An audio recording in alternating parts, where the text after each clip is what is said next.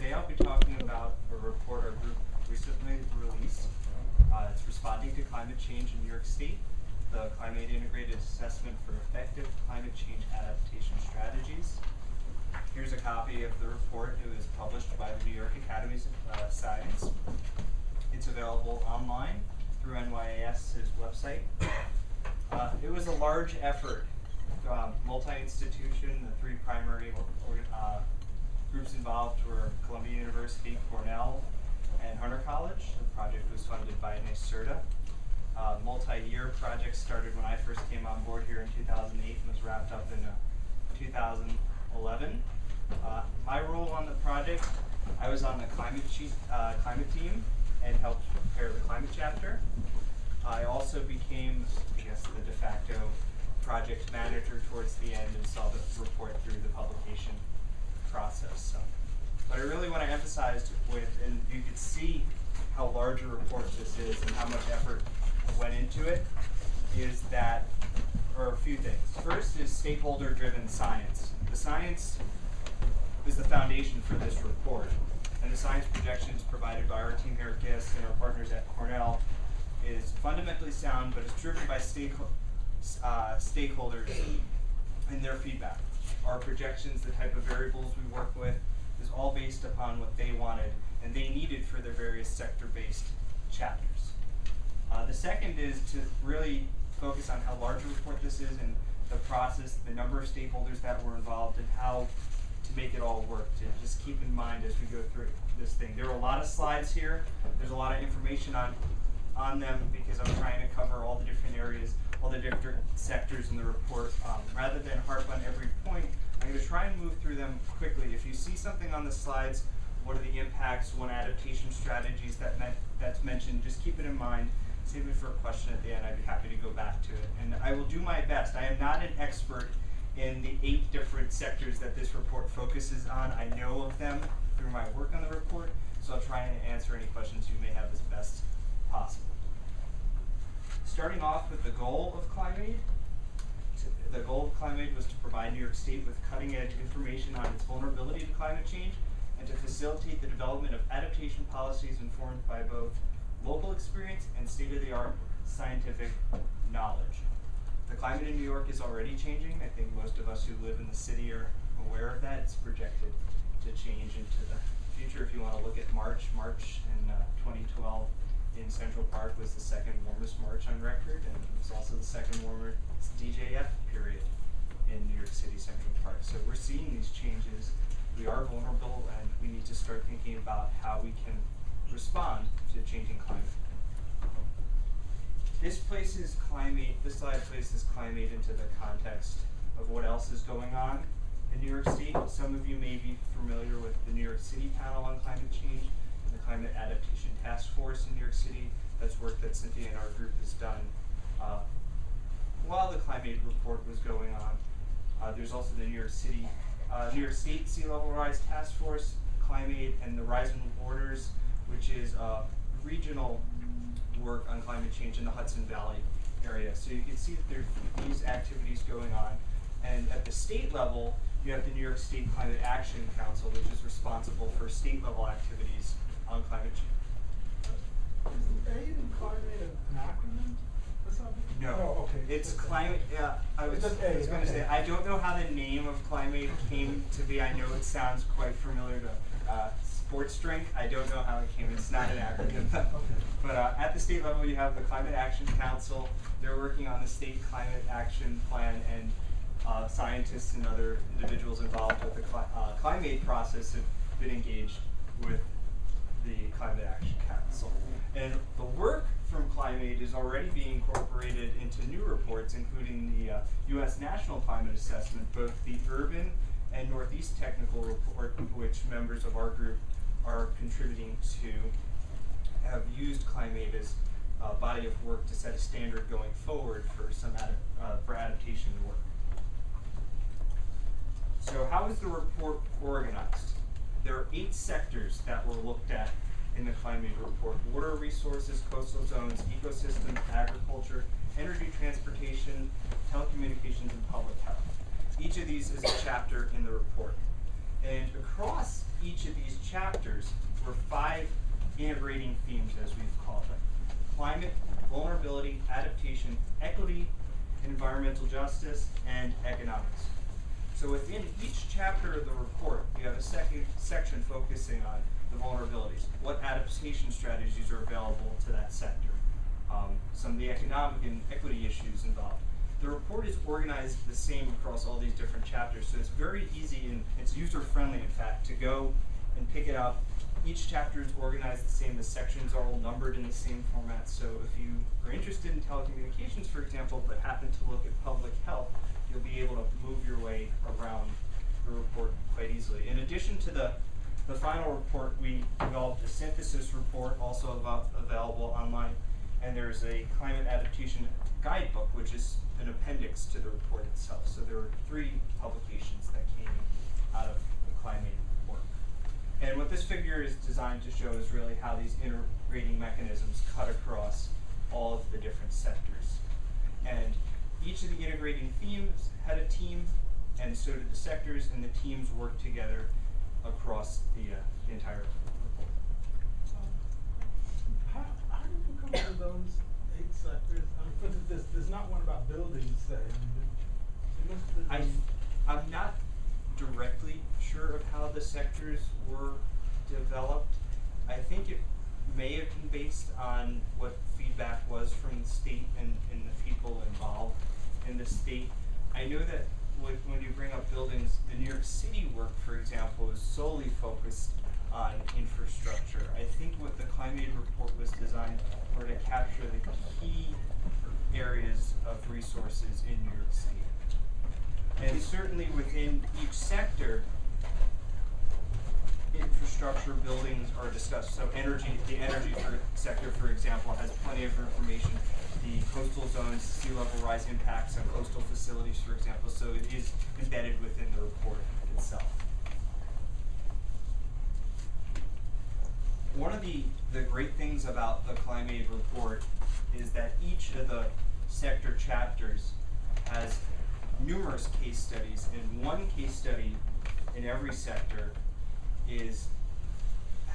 features an economic and environmental justice analysis, and we'll get to what that really gets at in a bit later. But here are the different case studies for each of the chapter, and like I said, there are more in each, and these are really to focus on some key vulnerabilities, areas that are really at risk in New York State, but also areas in which that there is a great opportunity for adaptation and some of the adaptation strategies that can be explored in the state. So you have, for water resources, river flooding, the Susquehanna River, coastal zones, the 1 in 100 year flood. The brook trout is the ecosystems case study, dairy heat stress, the agriculture case study, and you can see that it's exploring beyond what we just think of in New York City. New York State's a diverse state with a diverse climate.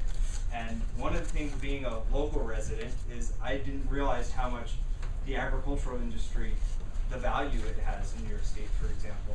And that's one thing the ClimAID report really lets you see, how diverse the state and how much really is at risk from the changing climate.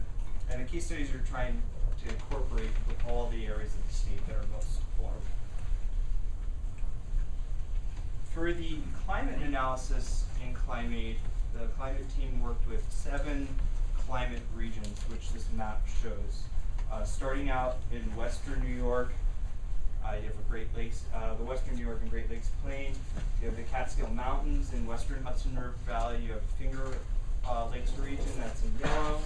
New York City, the tri-state area, is in the gray shading. You have the East Hudson Valley and the Mohawk River Valley. You have the Tug Hill Plateau in red and the Adirondacks. Like I said, New York's climate is diverse. Precipitation varies from approximately 50 inches down towards the coast to only about 35 inches in a place like Rochester. You have local effects like lake effect snow up in the Finger Lakes and directly downwind. The mechanisms which produce climate events vary. In the coastal plain, you have nor'easters, and you don't get those upstate, for example. So by breaking this down into these different regions, these regions are based on geography, they're based on the NOAA climate regions as well. They're tried to capture, and we were able to provide as specific projections for each of these regions, and then start working with the sectors in their regional analysis for the variables that are most important to them.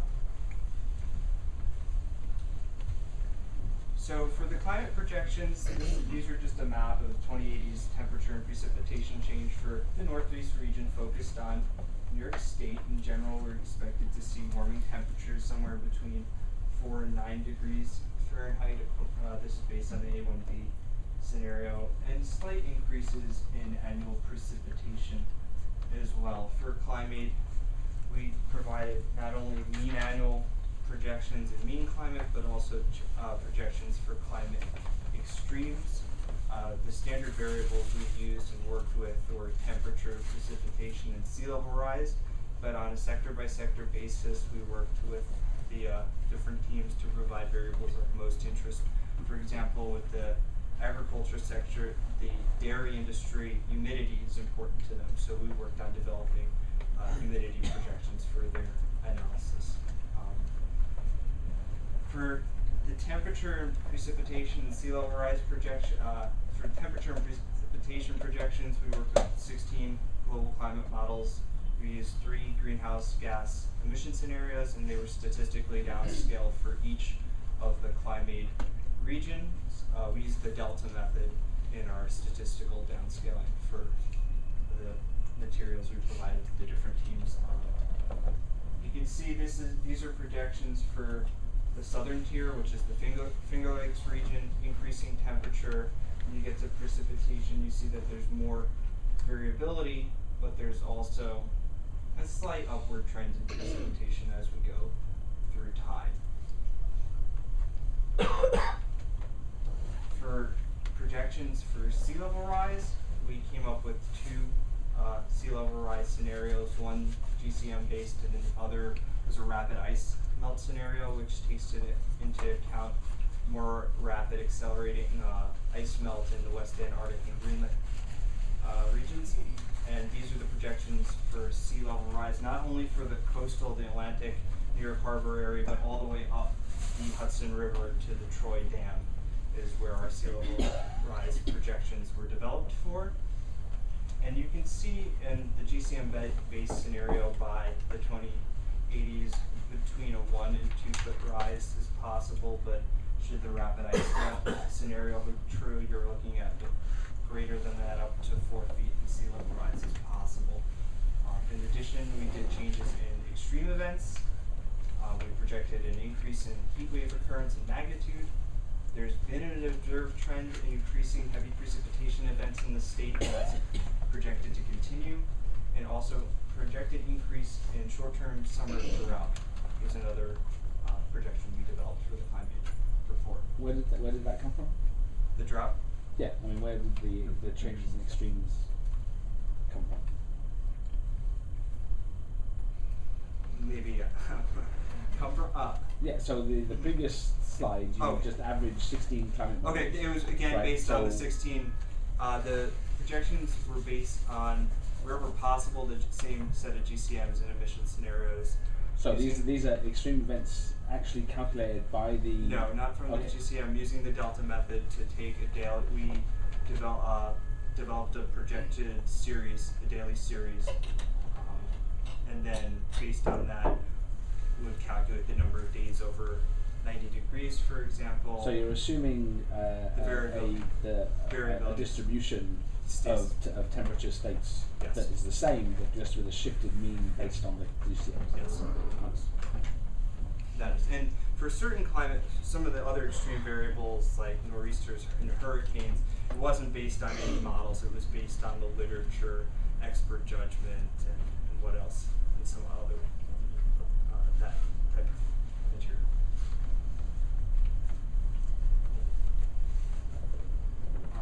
This is an 8-step adaptation process. So that really wraps up what I wanted to talk about on the climate part of the ClimAID report. I just wanted to give a brief overview. I'd be happy to go into more detail. I know that these lunch seminars talks are typically very scientific in nature. This one is not, but any questions, I'd be happy to answer. But now we're going to start to the focus of the ClimAID report, which was developing climate adaptation strategies for the state. This is the 8-step adaptation process that we developed in our work with New York City and applied to the state. And it starts with identifying your climate risks, your climate hazards, looking at what's at risk, starting to develop adaptation strategies, and those are steps 1 through 4, and that's what the ClimAID assessment was looking at. The next steps are actually linking the strategies to ongoing activities at the state or local level and preparing adaptation plans, and that's what is going to hopefully come out of and start happening in New York State from the ClimAID work. And the final 2 steps are actually starting your adaptation strategies and, of course, monitoring and reassess. And monitoring, reassess, you not only have to keep track of how the physical climate is changing, but also keep track of who's doing what in terms of adaptation. You don't want the state and local agency to start the same adaptation strategy. It's a waste of resources. So it's important to remember that as we go forward.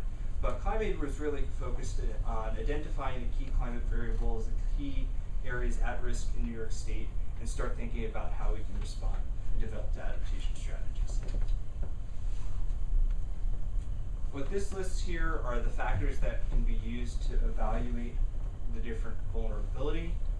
If you go through the report, this presentation actually is guiding you through the report itself. The second chapter of the report is focused on vulnerability and adaptation. The first chapter was the climate information. And these are just the to determine how vulnerable an asset or area in New York State is to climate change. You could look at the magnitude, how many people could be affected by a change in climate, the timing, when is it going to occur, persistence and reversibility, the likelihood, how confident are we that the climate is going to change. Is it the distributional aspects? Does it affect all areas of the state, or is it just for one specific region? The importance of the at-risk systems. You think about the New York City subway system, that's pretty important. That would cause a lot of damage, or it cause a lot of disruption if a climate event were to impact the system. So that is one example of using vulnerability, in assessing vulnerability, how many people use or rely on the system. Also the thresholds or tipping and triggering points. What level? Is there a certain degree of temperature rise that needs to occur before a system starts to fail? The same thing with sea level rise. So these are all the different factors that you need to consider when determining what system's vulnerable. Because determining the vulnerability of a system is the first step really in thinking about what area you're going to start developing adaptation strategies for. What is the system at risk and how vulnerable is it? And then let's start thinking about adaptation. This is really interesting because when I think about vulnerability, I don't really rate how important a system is, but you include that in this. Yeah, and with the vulnerability assessment, the vulnerability team worked with the different sectors and provided this criterion, and then it was up to the individual sectors to really apply this to what their expertise is. So, if I could just actually, if you could go back one slide, I think the monitoring and reassessment, number 8 there connects back to number 1. And the reason for that is if you can, one form of adaptation could be to, for example, reduce the reliance on a certain system. So if we could figure out ways of above ground transportation if a subway were to be flooded or something like that, that's actually an adaptation because you've reduced that vulnerability. Because if, in the next storm that comes through, maybe we're not as at risk from that. So one of the things that constantly, this is a constant circle because not only do the climate projections get updated, but the actual state of the system can be updated. And that's worth remembering when you're investing in the next adaptation strategy. So moving from vulnerabilities, the next step is starting to think about what types of adaptation strategies are available to us. The type, does it involve changing policy? Does it involve building or moving infrastructure? Is it something at the management and operation level? Administrative group, who's responsible for it? Is it public versus private? Government, is it going to be the state that's going to address it? Is it going to be the city, such as City of Ithaca? level of effort? Can it be done over time, small incremental steps versus a paradigm shift? Is it a radical change that we need to do to adapt to a coming change in the climate?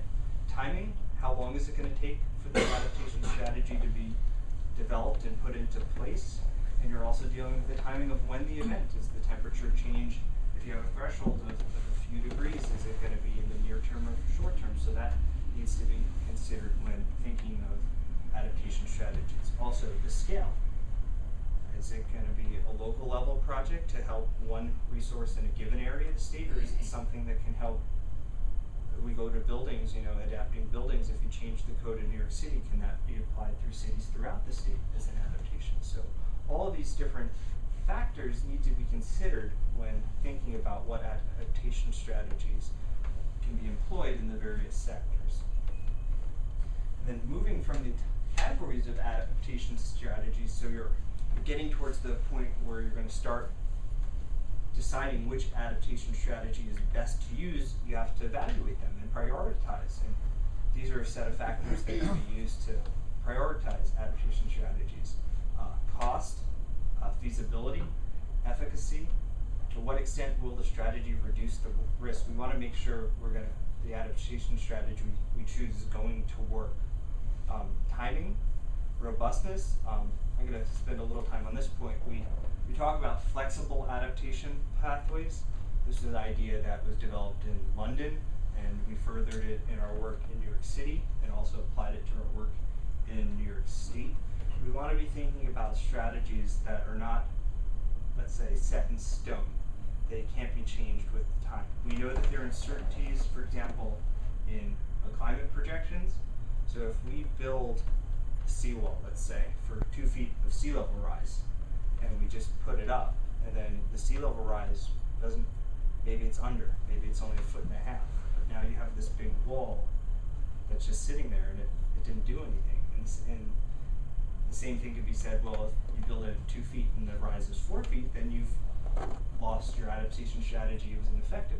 So is there a way to build that seawall so that it could be adjusted with the changing based on the scientific knowledge if we were able to refine our projections? So flexibility is important, and that's what we want to really stress with the adaptation strategies and emphasize to the state to choose strategies that are not only flexible, and within this can also be linked to ongoing mitigation efforts as well. That is the best possible solution. Co-benefits, resiliency, and impacts on environmental justice and communities. Those are some other factors that we looked at when evaluating the different types of adaptation that could be set up in the state. Weight these at all? For New York City, we proposed in one of the guidebooks developed a formula. I don't think it weighted, it's not right off the top of my head, I don't think it weighted anything different. I could see the politicians weighting #1 very high. Yeah. The rest being weighted. Yeah, it's really just a proposed framework or definitely ideas that need to be considered, and once the adaptation is really thought out and fully, that then the ultimate the decision makers are going to be the ones who are really going to decide. Yeah, if I can just interject an anecdote. I went to a conference where they had 100 people from engineering firms across the Northeast trying to plan an equivalent of like the Thames River barrier for New York City, which would involve closing the Verrazano Narrows, Long Island Sound, and between Staten Island and New Jersey. And it took me and a couple other people to say, you do realize this is an ocean channel, and it's one of the biggest trafficked areas, and it's a drainage basin, and just all these things. So, and a lot of times, to us, probably a lot of these things seem basic, but just putting them out there really makes a big difference. This last point here is environmental justice, the negative or positive impacts for communities already stressed by environmental risk exposure, and this is going to lead into the next slide. One of the key areas, or the most fascinating, what I find one of the most interesting areas of the ClimAID report, is this focus on equity, environmental justice, and economics. We know that climate change is going to disproportionately affect different groups of people, and you can see that within New York State, just looking at poverty rates, income disparities. All these different social factors affect how well a group is able to respond and adapt to climate change. And we need to consider these issues when developing adaptation strategies. And in each of the ClimAID chapters, there's that one case study that focuses specifically on one area in that sector with an EEJ focus. But there's also a separate section in each of the chapters talking about the vulnerable groups. And we'll see, as I go through the presentation, vulnerable groups across each of the different sectors. And we have to think about, we know that we've identified these vulnerable groups, how can we help them respond given that they are at a disadvantage starting off? So now I'm going to jump into the different sectors of the ClimAID report. Does anyone want to ask any questions about what I've done so far? Because basically the way the rest of the presentation is structured is to go sector by sector, look at the key impacts in each of the sectors, key adaptation strategies, and then look at some of the vulnerable groups within the sector. So I did have a question. Sure. At the start of this, your list included uncertainty, and I'm just wondering how much time in your report do you spend, communicating the idea of predictability and how these numbers we're giving, especially hard numbers, is always a very dangerous thing. The climate chapter does feature at least a section on the different uncertainties and how there's the possibility for more abrupt changes. So it's addressed in the climate section of the report, and I think it was up to the individual sectors to identify how they wanted to express it within their own work. But with the climate projections, we provide a range, by providing a range of possible outcomes. That range was incorporated into some of the sector-based projections. For example, for the health mortality projections, they used the middle 67%, the central range of climate projections, as well as the minimum projections we provided them with. So that's one way we've conveyed the uncertainties to the different sector groups. Yeah, you ought to point out that it was based on model-based probabilities. It wasn't statistical, in the true statistical sense. Thank you. Yes, Vivian was a lead on the coastal zones chapter in the report. But especially around New York, the danger is we have a decade that's like around 2080 where the storm tracks slightly move and it gets colder for that is 10 years. So when these people are looking at this and they're planning out their future, do they know that within this 100-year span there are undulations? Yeah, on the we make 10-year? sure to communicate that to them. They've in fact asked us. We get the feedback from the stakeholders, so it's a two-way process of us giving the scientific information to the stakeholders, and the stakeholders always ask, and we always modify our work based on the needs, and we get presented with those sorts of questions.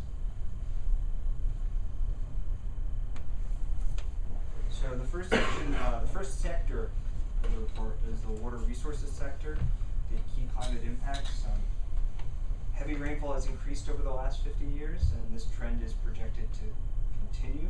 This is not only in New York State, but the entire Northeast region has seen this trend. These are the short duration, heavy downpour events that often cause flash flooding. Increased flooding has the potential to increase water pollution. There are several wastewater treatment plants located in floodplains.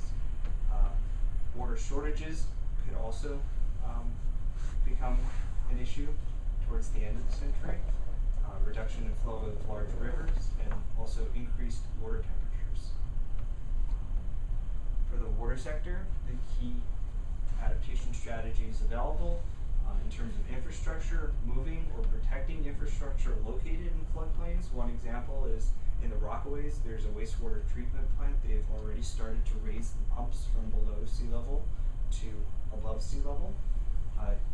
You can develop planning strategies, new drought management plans, regulations on water when there are periods of drought projected to occur, expanding basin level commissions, improving leadership, increasing monitoring and conservation. So you can see that just within this one sector itself, and you'll see this across the other 7, that the range of strategies available are diverse. You have the infrastructure and also the policy-based. And all of these strategies were developed by the experts in each of the individual sectors and can be employed to cover the variety of different climate risks that do exist. Vulnerable groups, small water systems, they are more vulnerable to drought, they are less closely managed, and they have fewer resources. The New York City, you can imagine the size of the New York City water system and how large that is, but you have local municipalities that obviously don't have the resources we do in the city, and they could be more severely impacted by the drought, for example. Another group is low-income and non-English speaking populations. You have trouble communicating to these groups, and that presents an issue when you're trying to convey warnings about water contamination and water quality. So obviously, if one way we're trying to adapt to water pollution caused by increased flooding is by disseminating information to public, we have to realize that there are people in the public. How do we convey to these groups that English is not their primary language? For the coastal zones, the key climate impacts are going to be here from sea level rise and increased coastal flooding, and also warmer water temperatures. The warmer water temperatures, we worked with a group based at Hunter on how that's going to impact ecosystems and species. You see blue crab replacing lobster was one of the key findings from the sector. You have alteration of barrier islands, the flooding along the coastal region of Long Island. There's a tremendous amount of population in the coastline. I think we all know that on the coast of New York City, and they're very vulnerable to flooding, and now with higher sea levels, more frequent flooding can occur in these areas. You also have saltwater intrusion up the Hudson River is an issue as we go forward with increased sea level rise. Adaptation for infrastructure, moving or protecting infrastructure in these coastal zones, improving combined sewer and stormwater systems, engineering, building or raising seawalls, which we talked about, moving sand to beaches, that's only a temporary strategy, constructing new wetland areas, that's being done in some of the the boroughs of Manhattan. Jamaica Bay, for example. Developing new strategies, improving building codes, either materials of where buildings can be located along the coastline, buying and swapping land to encourage exit from flood zones. I don't know if that's been tried yet. It's more of a radical strategy, let's say. But vulnerable groups, one of the key vulnerable groups in the coastal zones are the elderly and the disabled. They live in the floodplain that floods now and probably is likely to flood more frequently in the future, and they're less mobile. You saw this past summer with Hurricane Irene. The city provided evacuation. They provided buses, and they were busing and transporting elderly from nursing homes and hospitals, for example. So with Irene, for example, that was a good indication for coastal zones. We've been asked, how does Irene relate to the work we're doing? And with Irene, you really saw how some of the proposed adaptation strategies for the coastal zone sectors may or may not work. And with the elderly and the disabled being a vulnerable group, having to help them ahead of the storm even further than some of the general population, we saw that firsthand. You also have a vulnerable group here, the freshwater ecosystems with cold water marine species. The salt water could be detrimental to them, and also the warming water temperatures.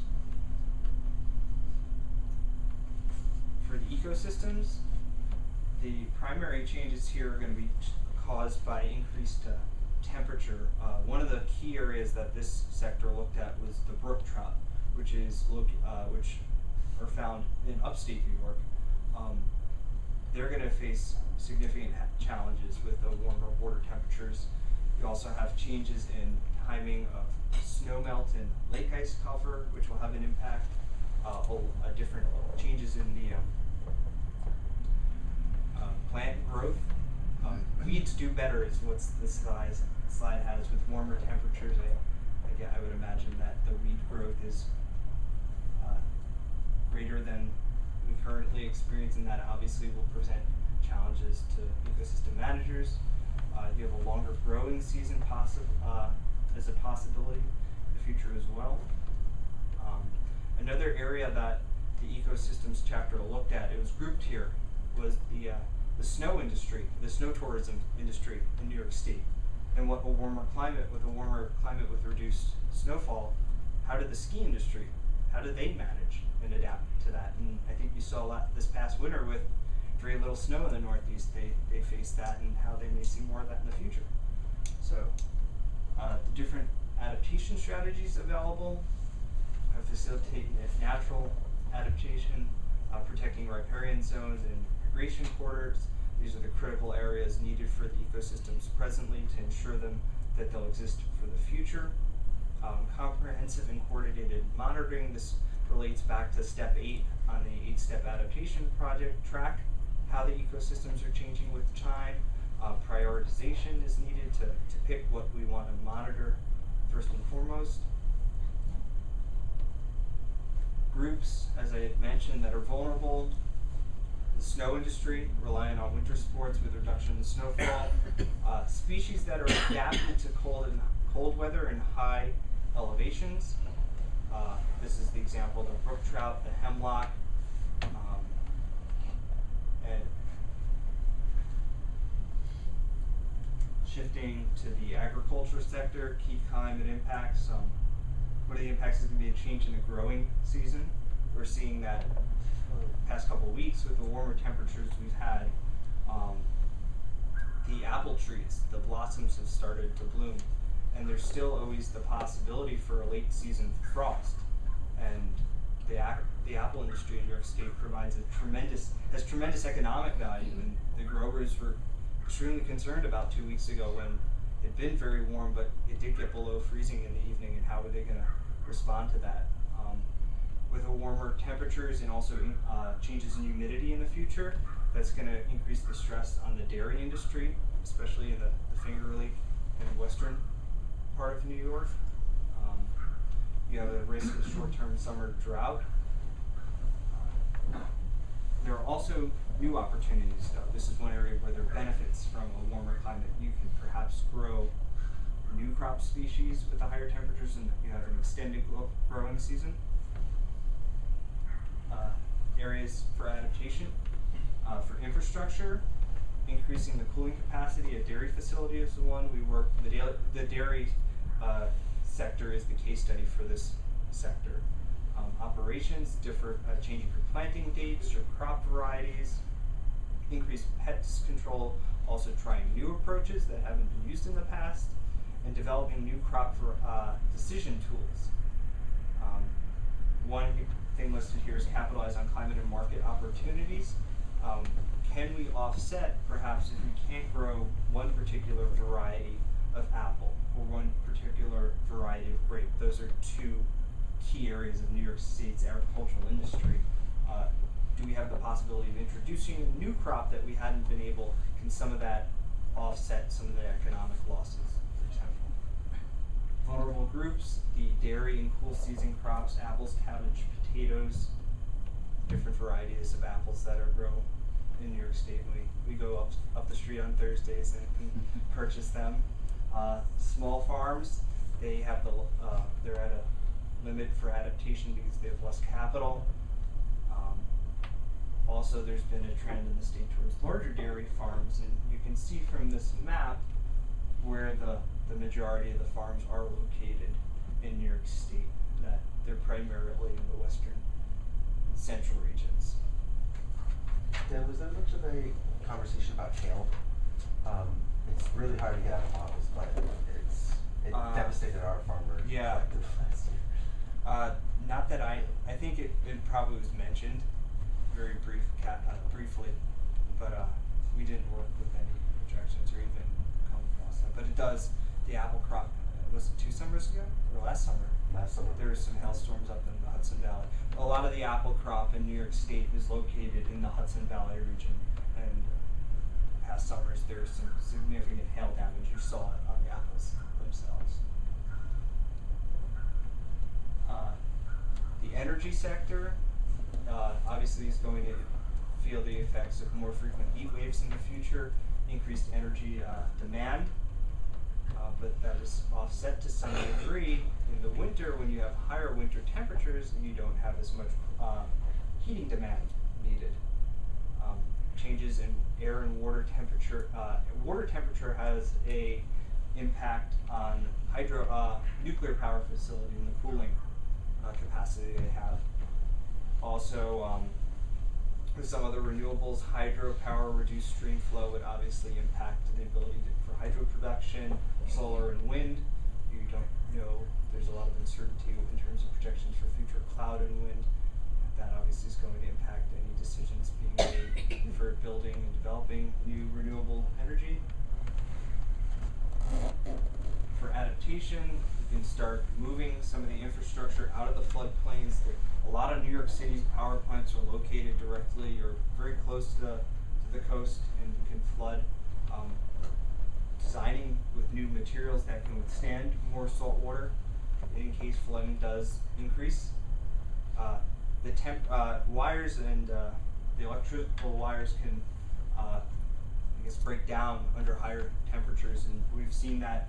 We saw that, and this relates to transportation, the next sector, but we saw that this past summer when we had those 100-degree days in July, some of the wiring on Metro North's railroad, the electrical wires broke down and there were service interruptions. So starting to use materials that can withstand higher heat. Policies improving energy efficiency in high demand sectors.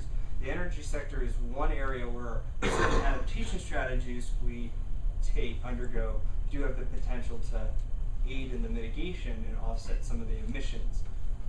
So this is one area that this sector of the ClimAID report focuses on.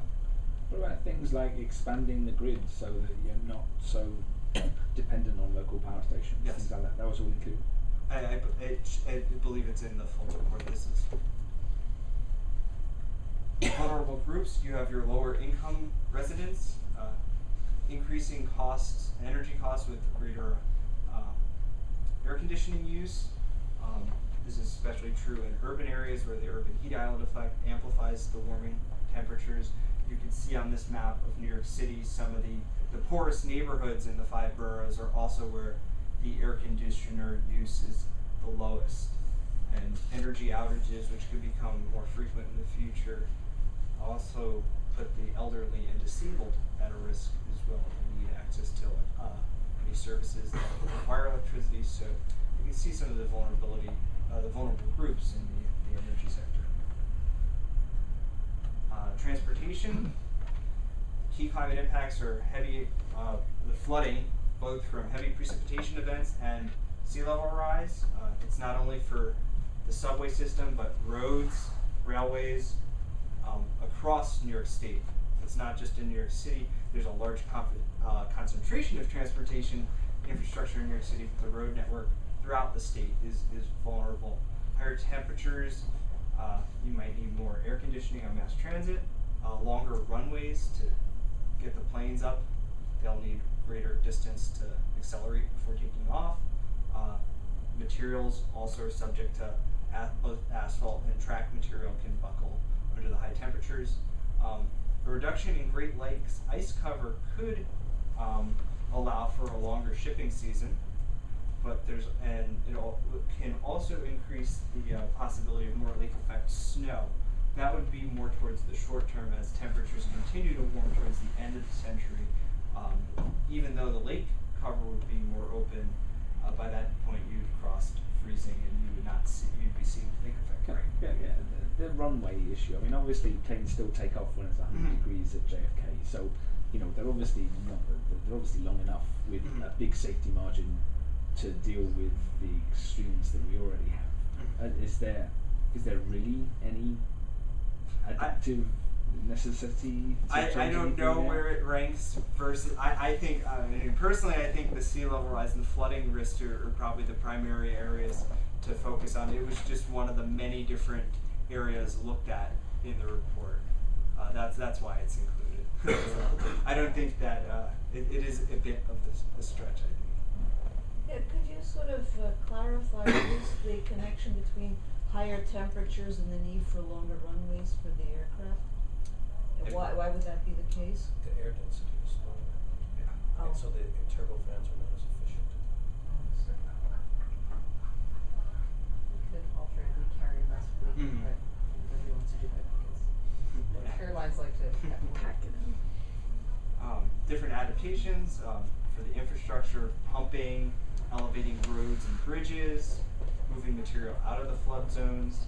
For the changes in policy, you can change in design standards, building with asphalt or other materials that can withstand higher temperatures. In New York State, the DOT is doing work on a variety different of these issues. Vulnerable groups, the two in particular here to point out would be working women and hourly workers. Obviously, if you rely on the transportation system to get to work and it is flooded out, you can't get to work, and if you're paid by the hour, you get paid less. For working women, what you see is they have to, if they're impacted, they still have to go to work to make up the time lost, but then that places strain on them managing childcare, also family time is one area. So you can see across these different sectors how vast the impacts and how many different groups are at risk of a changing climate, and how we need to think of adaptation strategies that account for all these different issues. Telecommunications, the heat waves can create power outages, which would cause a strain on the system. Also, heavy rain, flooding, and sea level rise. Some of the vulnerability exists with the infrastructure being located in areas that do flood.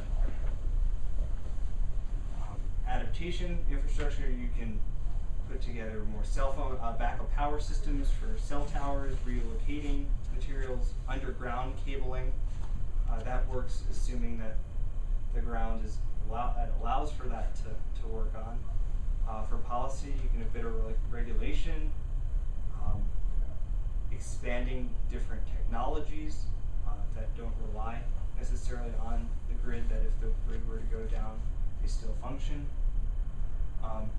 In particular, the vulnerable groups are customers in rural and remote areas of the state. This chapter looks at ice storms and how ice storms have impacted the telecommunications sector in the state, and electricity outages. The customers in rural areas often have fewer backup options. They lack wireless and broadband services, and they're typically the last people to have the service restored. And I think, Irene was one area that even down here in this part of the state exposed some of the vulnerabilities that the telecommunications and energy sectors have to high wind event, and what happens when the grid goes down and you don't have power for 5 days, and you don't have much to do, and it's hard to charge a cell phone. But and also you have the lower income populations, they have limited communication options to begin with, so they're at a disadvantage for diversifying to have different backup potentials. Dan, am I right in remembering that for the telecommunications, though, the companies basically said they redo all of their infrastructure every 10, 15 years? Yeah. So they're really interested in snapshots as we go forward, but it's less of a worry because they just monitor and reassessment. Yeah, they have their own cycles that they're working by. The last sector is the public health sector, increasing temperature, increasing heat, illness and death, which won't be compensated by an offset in cold-related deaths. You have worsening air quality, smog, wildfires. Yes, wildfires are an issue. I think, if you looked at the news recently on Long Island, there's a pretty big brush fire, and also with pollen, people's seasonal allergies are going to change when the timing starts, and new allergens can be introduced. The chances of vector-borne disease spreading, West Nile virus and Lyme disease are two that we looked at for New York State, and also flooding from heavy rain can impact more standing water, increased disease risk. Is that the mental health problems? The mental health problems stem from, I believe it stems from just the stress Okay, that that's not mental health, having okay. access to services and just is what it is referring to.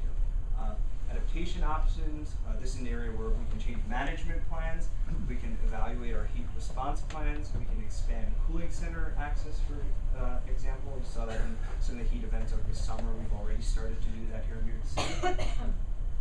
The vulnerable groups, people with pre-existing conditions that are already challenged by high heat events, as the elderly, young children, they could, in fact, they're going to be placed at greater risk with warmer temperatures.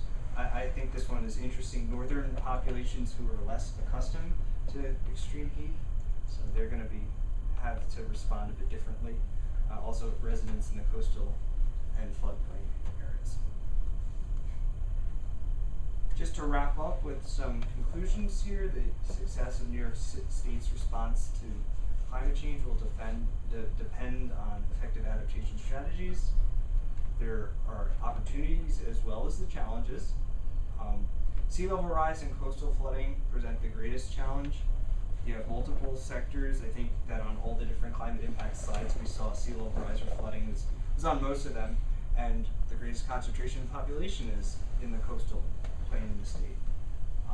There are many adaptation needs that can occur both, and that can occur in the near term and at a modest cost. There are needs for investment in new infrastructure already. Let's build them with the climate in mind.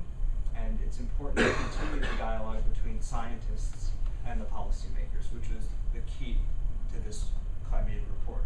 It was a dialogue between the scientists and the various representatives. Each of the chapters you'll see has a list of stakeholders who they each engaged with. Some recommendations for the decision makers in New York State to improve climate change awareness: consider the many different levels of adaptation that are available. Focus on the environmental justice issues, the idea of flexible adaptation strategies, and also linking adaptation and mitigation together. Recommendations for stakeholders to integrate adaptation with the current day operations or any new operations they're planning. Keep climate in mind. Evaluate design and performance standards and regulations. Keep getting up-to-date information from the scientists. And identify partnership opportunities. Can we link it to any other activities that another state agency is doing, city in New York State is doing, and also on the broader national scale. Recommendations for science and research: develop decision tools for adaptation and mitigation. Continue to refine the climate change scenarios as new model runs, new scientific techniques are developed, to continue engaging with the stakeholders, providing them with the latest information. Improving indicators and monitoring. We got to keep track of everything. It doesn't stop with the start of the adaptation plan. It's a continual process, as Alex alluded to. Research. Continue to research the areas of uncertainty in the climate science. And these are the extreme events which oftentimes are the most important to the various sector officials, and you have to find that balance of how to address their needs and provide the best science possible, and advance cost-benefit analysis. That is, I guess, a small bit of the ClimAID report. I'd be happy to answer any questions you may have.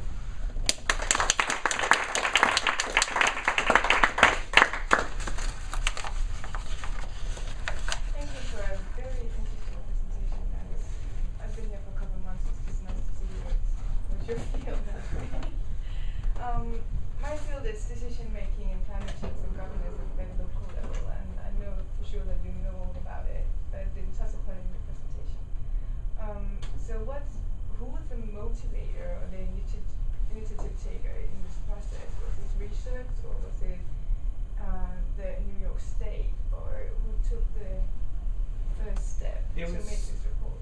It was started, as far as I know, at this state. It was motivated by NYSERDA, which is the New York State Energy Research Development Authority. It was promoted by them, but it was also starting with Governor Paddock. The previous governor in the state had taken the initiative to really start thinking about climate change in the DEC in New York State. They developed a climate change office. So it was really coming, I think, the motivation at the state level. And what's their motivation to do that? Because that would be very different from most other American states. As I understand it, like having this very positive approach to climate change. Don't in know climate. specifically what caused them, if there was any, what was really behind it, to be honest with you. But you're right that New York is ahead of the curve. Yeah. In a lot New of York ways, is a and the leader. city even ahead of the state. Yeah. In a lot of ways. There are other states that are also getting involved in this, California, Florida, there are a number that are recognizing City of climate Chicago. issues. Chicago, yeah. Yeah. Seattle. It may have been out of the efforts in New York City. This work did get started at approximately the same time, but I'm not sure. So there is a great awareness of climate change. Actually. Yeah, and it's awareness at not only the state government, it's awareness in the different agencies as well, like DOT, for example, I mentioned DEC knows, and you see that in some of the local areas as well. But I think there's also an effort to make this more than just a report on the shelf by bringing in all of these sub-agencies and top-level buy-in. People really, I mean, some of those metrics, I have to say, as a climate person, I'm just like that runway thing. It's like, what is that even in there? But the idea of this is just really to cast a wide net. So it's there, Yeah. And that would actually be my next question. What's the next step? The next step is what ClimAID we hope, I think, to serve as kind of a reference or a user guide. So now the people in the individual sectors that are experts in their various fields come to ClimAID as a reference guide of how the climate's going to change, what the potential.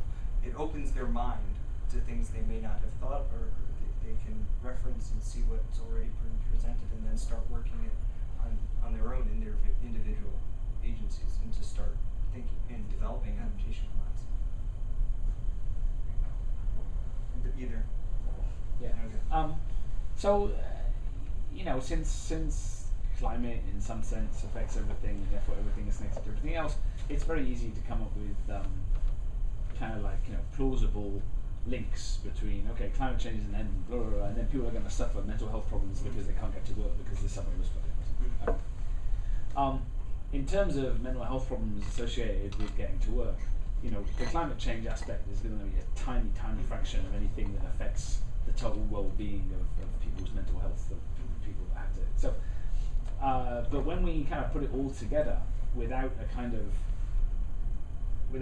cascading, climate change is like a dominant factor for this particular thing, but it's like less of a factor for this second stage thing, third stage thing, fourth stage thing, fifth stage thing. So we've got a logical chain, but by the time we get to the bottom of that chain, the climate change aspect in any kind of actual decision that anybody would ever make is such a small factor that in fact it will never become a dominant thing in any kind of decision that anybody makes. So how do we get that across without people being able to take that the sixth element in the chain and say, oh look, these stupid climate scientists, they're predicting that people are going to go crazy because of this, when really it's like nobody is saying that that's an important thing. So how do we contextualize that such that where there is a dominant impact on climate change, you make that clear, and where all these other things are kind of just going to be lost in the noise of all the other stuff that's going on. I think, it's a very good point. I think that's going to come out when the prioritization and the actual adaptations, when we're at the point of we are going to start responding to a risk, we're going to start developing an adaptation plan. If you use some of those prioritization criteria, that the events linked to the science, most directly linked to the climate events are going to come out on top in terms of the response.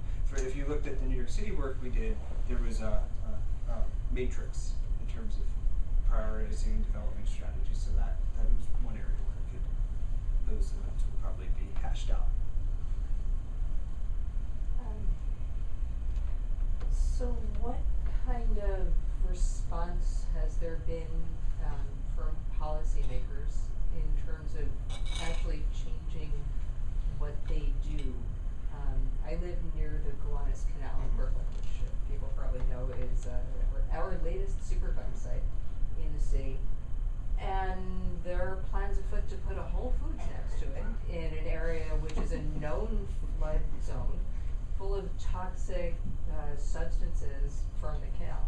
And from what I can see, some local officials and other city level officials like the mayor and various pro-development people are all for it, and that flies in the face of the kind of seemingly obvious conclusion that this is a terrible idea. So do people actually care? Do policymakers care? I personally, I hope that they're doing more than this example. There are examples throughout the ClimAID report of where climate information, the one that comes to my mind was the example of the Rockaway raising the wastewater treatment plant. But there are throughout the report examples that, and hopefully, with ClimAID being the new report, the state, it's probably just being integrated with the state, and the state activities are not. Same thing with the New York City work as well, although it's been out for a bit longer. I hope they are taking our information a bit more seriously. I'm not quite sure why it's so obvious that putting a Whole Foods near the Gowanus Canal is such a terrible idea. I mean, it's not they're going to not going to use the water in the canal to wash the fruit, are they? Actually, in I Denmark, don't know, toxic waste seeping through the groundwater. The whole area is permeated with groundwater from the Yeah, canal. but Not to mention the CSO. Let's not even talk about the CSO. let's make a difference between things that we just don't think in some vague way should be associated and things that actually make any difference, right? If you build a supermarket, you're building it on top. It's got a foundation. It's not going to have the Gowanus Canal water seeping It's through not. and Are you getting sure into. it's not? Of course not. It's Are you within the sure? 100-year flood zone, it's gonna be It doesn't prone even to a need a lot. 100-year flood. What? It doesn't even need a 100-year flood. It isn't? It doesn't even need a 100-year flood to flood. It Oh, commonly floods. you mean even not now? To mention CSO, yes. Oh, if it well, floods, there you don't have shut it, that's Yeah. probably more important. Yes. there must be some insurance companies involved in that, because they have to have like flooding insurance. But there's not a radioactive Insurance. clause. You're not. I don't think you will shop there after this. Wasn't there a No, They're not going to try and sell you the food that was covered in That- water. I don't know if it was a city proposed plan of development, or if it was a private developer. I'm not quite familiar with how it was, what the jurisdiction was, but there was some plan to develop something around Bullis Point, and it came out that the foundation would be subject to not being stable because it fell within certain flood lines and thresholds and things. And I think in that case, I don't know if it was municipal or private, but the city put their foot down and said, no, we can't build here the way that we had anticipated building, and we need to revisit some of the plans and make sure that the foundation is stable and that sort of thing. Does that ring a bell? I mean, I vaguely remember this a few years ago, actually. So in that case, that is an instance where the city did consider some of the potential climate impacts and with respect to sea level rise anyway. Let's thank him again, and we can just stay and ask more questions. Sure. Okay.